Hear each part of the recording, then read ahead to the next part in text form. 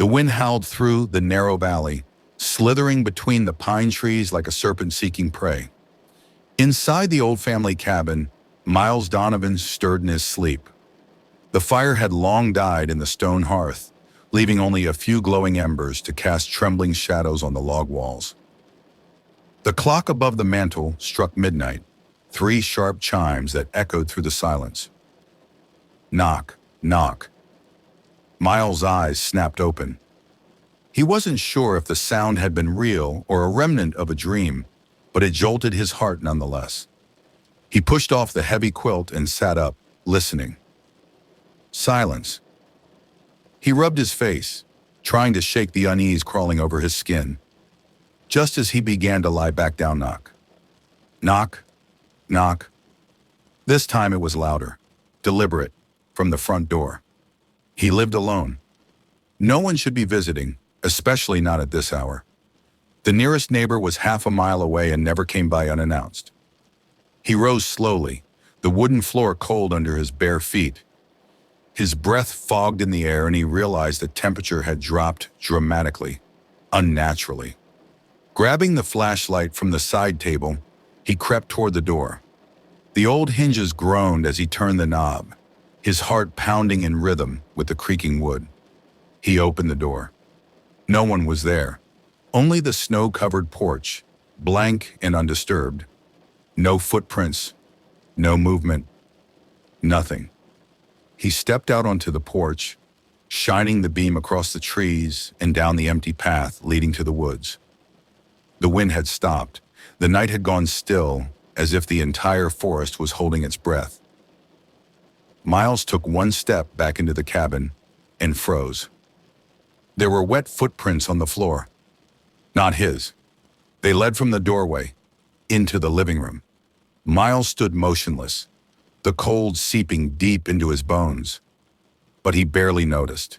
His eyes were fixed on the trail of wet footprints that cut across the wooden floor. Heavy, bare prints, as though someone had walked inside without shoes. But he'd seen no one. The porch was empty, the snow outside undisturbed. His hand trembled as he shut the door and locked it, twisting the bolt with a metallic clunk that echoed through the silent room. He followed the prints with his flashlight, each step slower than the last. The footprints led through the hallway, past the old grandfather clock, and into the living room where the fire had long gone out. Miles stopped just before the last print. It ended in front of his late grandfather's armchair. The chair was rocking, very slowly, back and forth, back and forth. Miles's throat tightened.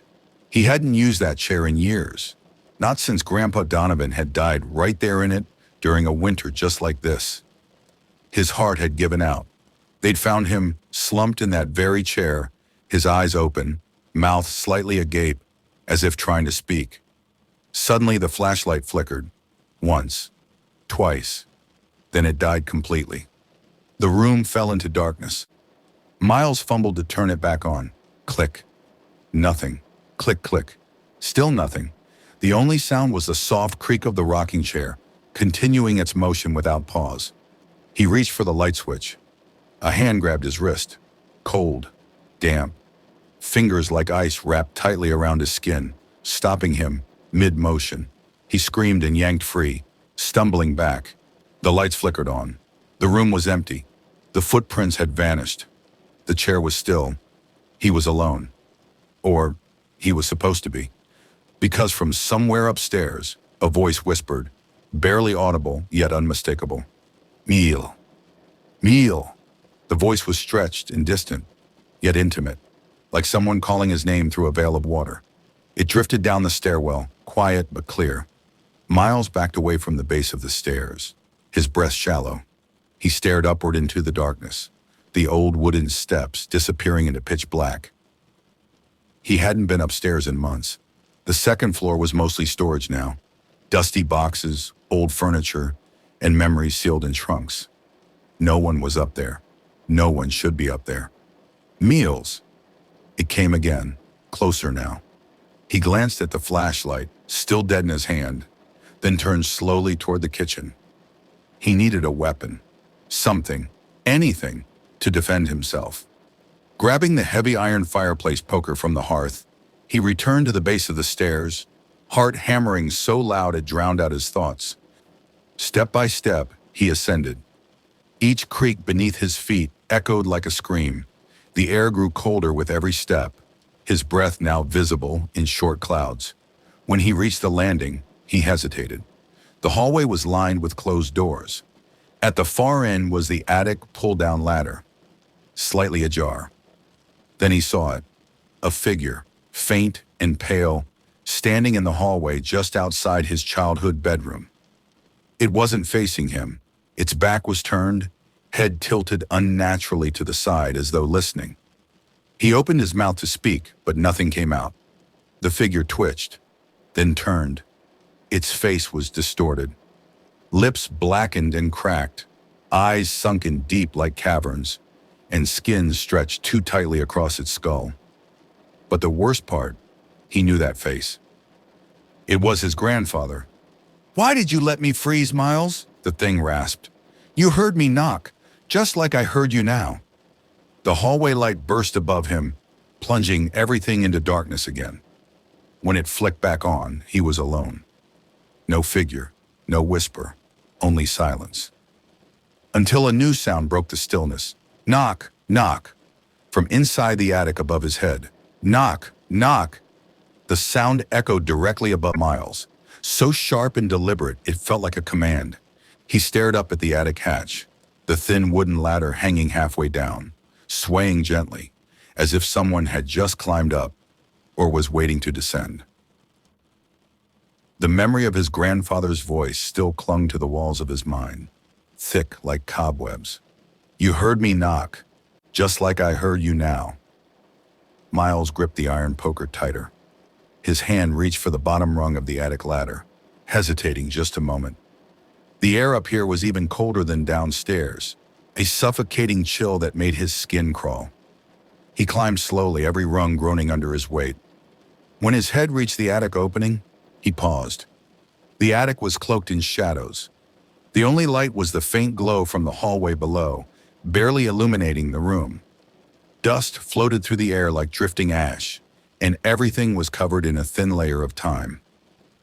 Old furniture was draped in white sheets that rippled in the draft, making them look like shrouded corpses. Boxes were stacked high, and in the far corner, a trunk. It wasn't there before, or at least Miles didn't remember it.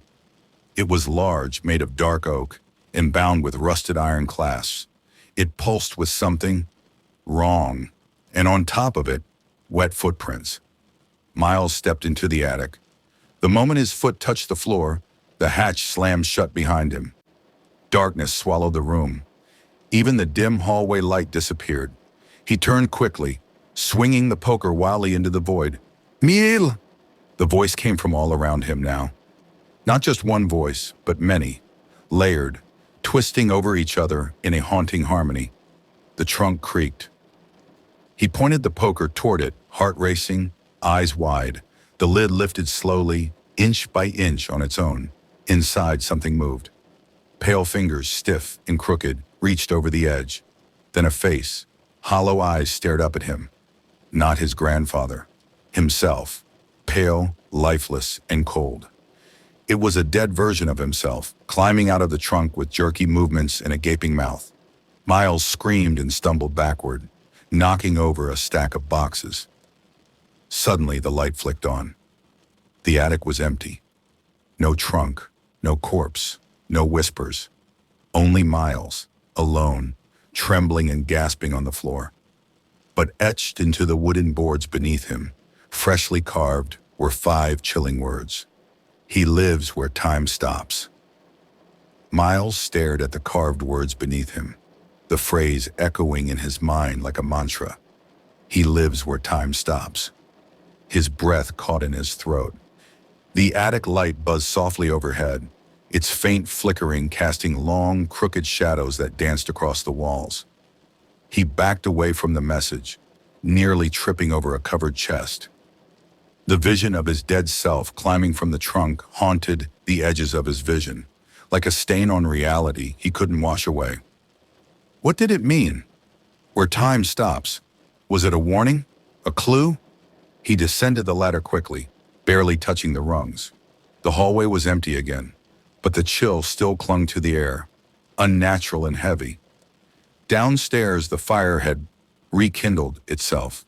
Small flames licked the wood in the hearth, though Miles hadn't touched it since earlier that night. So, he moved to the old grandfather clock in the hallway.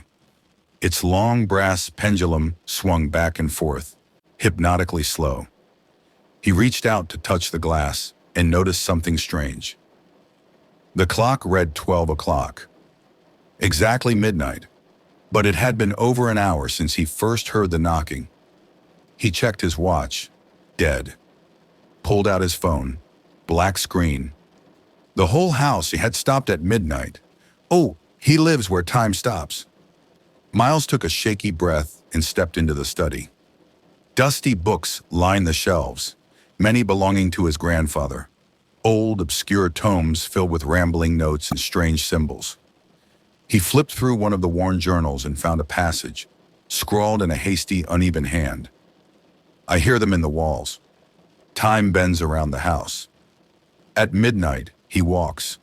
He watches. He waits. The ink trailed off into a smear of black. Suddenly, the lights flickered again. Then all at once, every clock in the house, mantle clocks, wristwatches, wall clocks, began to tick. Loud, rapid, out of sync. Tick, tick, tick, tick, tick. Then they stopped. Dead silence. Until the old grandfather clock gonged once. Only dong. The front door creaked open. Not knocked, not forced, just slowly opened. Miles stood frozen, facing the door.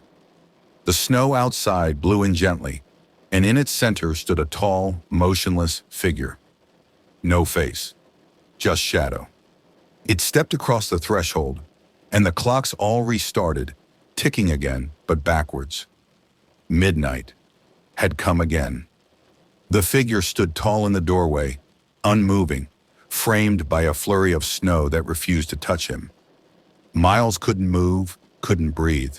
The thing before him had no face, just smooth gray skin where features should have been. Yet somehow it looked at him. He felt it, a pressure behind his eyes, a crawling sensation in his skull, as if the thing was reaching inside him without touch. The clocks ticked backward, tick, tick, tick, growing faster and louder until they sounded like insects swarming in his ears. Miles dropped to his knees, clutching his head, the poker falling with a heavy clang beside him. When he looked up again, the figure had entered the house. The door shut by itself behind it. Its movements were wrong, not slow, but delayed, like a puppet moving out of sync with its strings. It glided instead of stepped, floating a hair above the floorboards. Miles backed away, crawling toward the kitchen. The figure stopped near the fireplace. It tilted its faceless head toward the family photos on the mantel. One by one, the pictures blackened.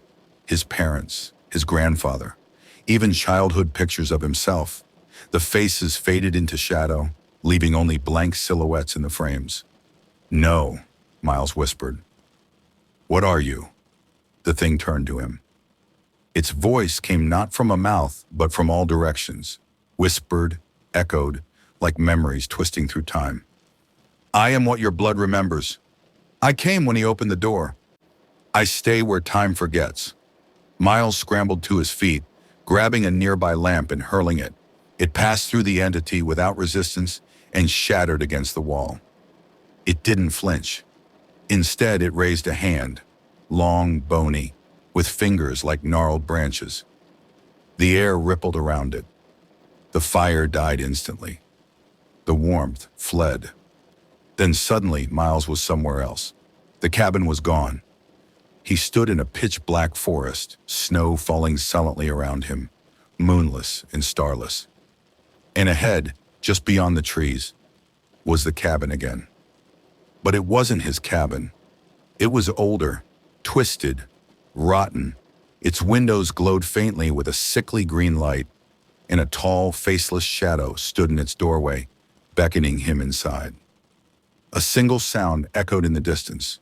Tick, tick, tick, growing slower. Time was running out. Miles stood frozen in the snow, staring at the grotesque version of his family's cabin. It seemed to breathe, its walls heaving inward and outward like lungs gasping for air. The windows pulsed with dim green light, and the faceless figure stood at the door, beckoning silently. The tick had slowed. Tick, tick, tick. Every instinct in him screamed to run, but his feet betrayed him, dragging him forward with every heartbeat. Snow crunched beneath him, but the sound felt distant, like a memory of sound rather than the real thing. As he approached the cabin, he noticed the trees around it had no leaves, no branches even. They were twisted poles of bone, reaching into the sky. Some of them had faces, familiar faces. His face, his mother's, his grandfather's, etched into the bark like tortured souls, eyes wide, mouths open in eternal silence. He reached the porch. The door swung open on its own, revealing a long hallway that shouldn't have fit in a building this small. It stretched into blackness, lined with doors on either side, each one slightly ajar, each one leaking whispers. Miles stepped inside. The moment his foot crossed the threshold, the door slammed shut behind him, sealing the world away. The hallway pulsed with green light, like veins beneath skin. He moved forward slowly, peering into the first room. Inside, he saw a version of himself, young, no older than 8, sitting on the floor, crying. The boy looked up at him, eyes black, mouth twisted in fear. "You left me here," the child whispered. Miles backed away. The next door showed his teenage self, sitting in a hospital room, his grandfather lying in a bed. The heart monitor was flat. No one else was there. "You heard me knock," the old man croaked. "You did nothing." Miles slammed the door. Room after room confronted him with distorted versions of his past, twisted reflections of guilt, of choices, of things left unsaid. Then he reached the final door. Unlike the others, it was closed tight, and carved into it was a symbol he recognized from his grandfather's journal, a spiral within a clock. He opened it. Inside was himself, again, but older. Eyes empty, skin pale, sitting in a wooden chair in the middle of a clockwork room, walls spinning slowly like gears in a broken machine. The older Miles looked up. "It ends here," he said softly, "unless you choose." "Choose what?" Miles asked. The clock stopped ticking. To open the door or stay behind, then everything shattered into black. The blackness cracked like glass. Light spilled through the fissures, dim, greenish, pulsing in time with a heartbeat that wasn't his. Miles floated in the void, weightless and disoriented, the sound of ticking gone. Only silence now, a silence too complete, too still, the kind that made you feel like you were the last thing left breathing in a dead universe. Then with a sudden wrench, he was back in the room. The chair was empty. The older version of himself, gone. Only the spiral symbol remained, glowing faintly on the floor beneath him. His mind swirled with everything he'd seen, the warped memories, the figure with no face, the dying fire, the attic, the phrase, "He lives where time stops." And now this. The walls of the room began to rotate again, slow at first, like the inside of a massive clock. Gears emerged from the darkness, rusted, ancient, grinding against each other with groans that sounded like distant screams. Then the voice came. "You are the door." Miles turned, searching for the source, but the voice came from everywhere, from the walls, from the floor, from within his own skull. "You heard the knock. You opened it. Now you must choose. Close it, or become it." He fell to his knees. "What does that mean?" he whispered. The spiral symbol beneath him began to spin slowly, pulling at him, not physically but mentally. Memories were slipping. His name, his parents' faces, the warmth of sunlight, the smell of his mother's cooking, all draining into the spiral. Close the door, the voice echoed again more urgently. A shape appeared in the corner of the room. It was the trunk, the same one from the attic. Its lid cracked open slowly. Inside, the faceless figure crouched, watching, waiting. The room flickered. Now he was in the attic again. But it wasn't his attic. It was older, rotten, a mirror of his, but twisted, and across from him stood his reflection. Not older, not younger, but wrong. A version of himself with eyes hollowed out and mouth sewn shut. It pointed to the trunk. Miles understood now. The visitor wasn't just some ghost. It was a role, a curse, passed on door to door, soul to soul. He had knocked, and in doing so had invited the choice. To lock the door meant sealing himself inside it. To walk away meant letting it continue, finding someone else to knock on. His hands trembled. The reflection watched. The trunk waited. The spiral beneath him spun faster. Tick, tick, tick. Then, silence. Time had stopped again. Miles stood alone in the attic that wasn't his, the spiral beneath him spinning silently now. Not ticking, humming, like a living thing. The version of himself with sewn lips had vanished, replaced by silence so thick it weighed down his chest. The trunk remained at the center of the room, open just a crack. From within it, darkness poured like smoke, curling upward toward the ceiling in tendrils that whispered secrets he couldn't quite hear. He stepped closer, heart pounding. Each movement felt heavier, as if time itself resisted him. The spiral beneath his feet flared briefly with light. A small table materialized beside the trunk, and on it, a rusted old key. The same one he remembered from childhood. His grandfather had once warned him, "Never touch the attic key unless you're ready to see what waits on the other side." Back then, it was just a story, a bedtime myth. Now he knew better. He picked up the key, and it burned cold in his palm. The metal pulsed in rhythm with the spiral, alive, a part of the door, a part of him. "You carry the lock," the voice returned, soft, sad, "but you are also the key." Miles stepped toward the trunk.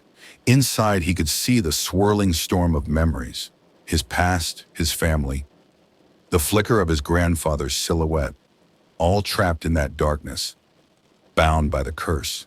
He knew now. Someone had to hold the door closed. Not destroy it. That wasn't possible. Just contain it. A human lock. A warden of midnight. He stared into the trunk and whispered, "If I do this, does it stop?" Only for a while. Of course, the curse was patient. But it wouldn't spread. Not if he stayed. Not if he sealed it with himself inside. Tears welled in his eyes, but he didn't wipe them away. With a slow breath, he placed the key into the lock inside the trunk. The shadows surged, swirling violently, wrapping around his arms, his legs, his thoughts. He climbed inside. The lid began to close. From the other side of the attic, another version of him watched. Younger, confused, just as he had once been. The cycle, the knock, the choice. As the trunk sealed shut, the attic grew still. The spiral vanished. And downstairs, in the real world, the fire in the hearth sparked back to life. The clocks resumed their ticking. All was calm again. For now. The morning sun rose, casting a pale orange light across the snowy treetops. Outside the cabin, birds chirped cautiously, as if unsure whether it was safe to sing again. Wind swept over the roof, and the chimney released soft plumes of smoke, just like it had on any ordinary winter morning. But the cabin wasn't ordinary anymore. It was quiet. Not peaceful quiet, hollow. Inside, the fire still burned in the hearth, its warmth untouched. The clocks ticked again in rhythm, their backward chaos corrected, but their sound seemed lonely. Miles was gone. No trace of struggle, no signs of departure, only the poker by the fireplace, slightly bent, his coat still hung by the door. A steaming mug of untouched coffee sat on the table, now cold. The attic door was closed, locked. No footprints led outside, no broken window or open door. To any outsider, it would seem like a man had simply disappeared. Later that day, a local ranger stopped by the cabin. He had passed through the area every winter for years and had come to check on Miles, as he did for most of the old cabins still standing in the forest. He knocked. No answer. He stepped inside. Something felt off immediately. He couldn't explain why, but the air felt too still, the warmth too unnatural. He called out Miles's name, but the sound seemed to get lost between the walls. He wandered the house, noticing the family photos on the mantel. All of the faces were blurred, not scratched or damaged.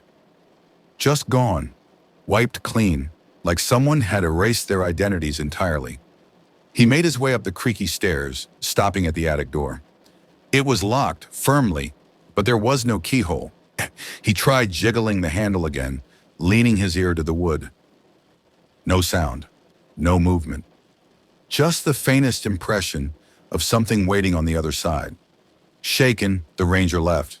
He reported the cabin empty, the man missing, and life moved on. But every so often, hikers passing through the woods near the cabin claim they hear a knock late at night.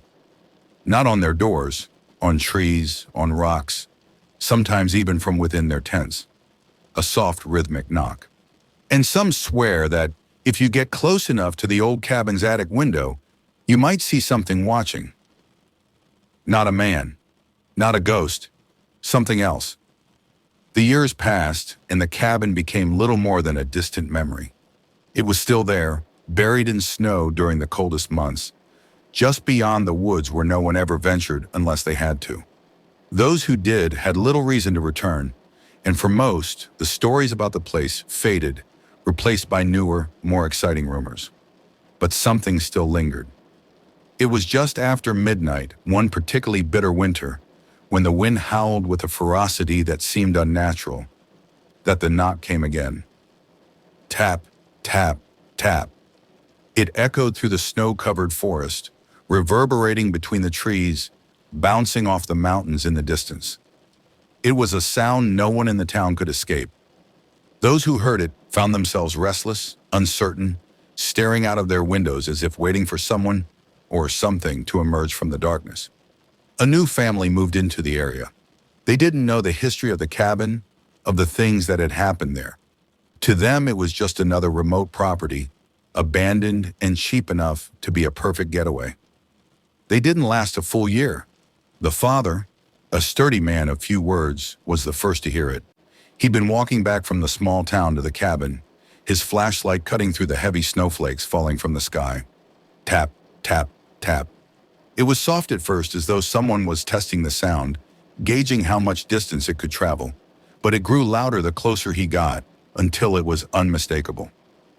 He thought it might be an animal, a bird, or some other creature knocking on the trees. But it didn't sound like any animal he knew. No clawing, no scratching, just the rhythmic tap, tap, tap, like someone knocking on wood. When he arrived at the cabin, he saw the light from the porch swing back and forth in the wind, but there was no one in sight.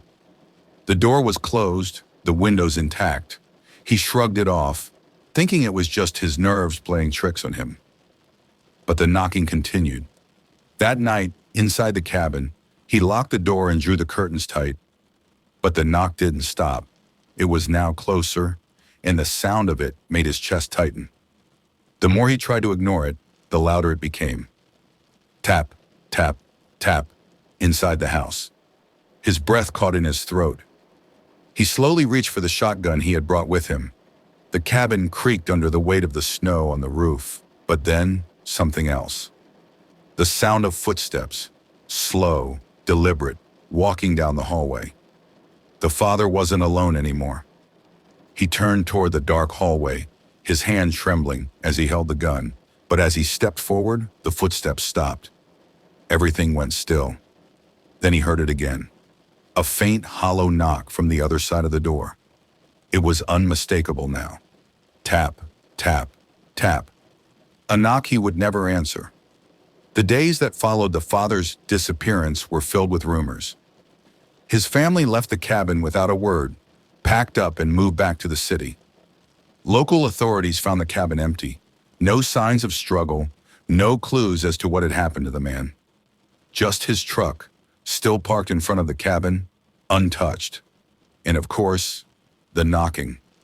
The townspeople, once again, spoke in hushed tones of the cabin in the woods. The one with the attic locked from the inside. They spoke of a curse, of the midnight visitor, and of the man who had never come back. But there were others who knew the truth. A group of teenagers, bored with the monotony of life in the sleepy town, decided to make a night of it. They drove to the cabin late one evening, full of daring bravado, laughing at the stories they'd heard. They weren't afraid. They arrived with a sense of excitement, eager to explore the old cabin. The door was ajar as though it had been waiting for them. Inside, the dust was thick, and the air was heavy with the scent of abandonment. The walls seemed to press in on them, as if the house itself were watching. They made their way to the attic. It was colder than the rest of the house, and the wooden stairs creaked under their weight. One by one, they reached the top, and the moment they stepped inside, the door slammed shut behind them. At first they laughed, thinking it was just the wind, but then they heard it. Tap, tap, tap. The knocking began again. It was coming from somewhere deep within the walls, a soft, steady rhythm that sent chills crawling down their spines. They turned to leave, but the staircase was gone. The attic stretched into an endless black void, the walls bending and warping as though the house itself were alive. The knocking grew louder. Then, from the shadows, something moved. It was the figure again, the faceless one, the one they'd heard about in stories. And it was coming toward them. One by one, they fell silent, paralyzed by fear. The figure didn't speak. It didn't need to. It had come for them. They tried to run, but the door to the attic wouldn't open. The knocking had stopped, but something else had begun. A whisper. Quiet at first, then louder. You opened the door. The floor beneath them cracked. You chose. Then the world fell away. The next morning, the cabin was still standing, but this time no one came looking. The teens were gone, just like the man before them. The cabin remained, silent and watchful, waiting for the next knock, because it would always come.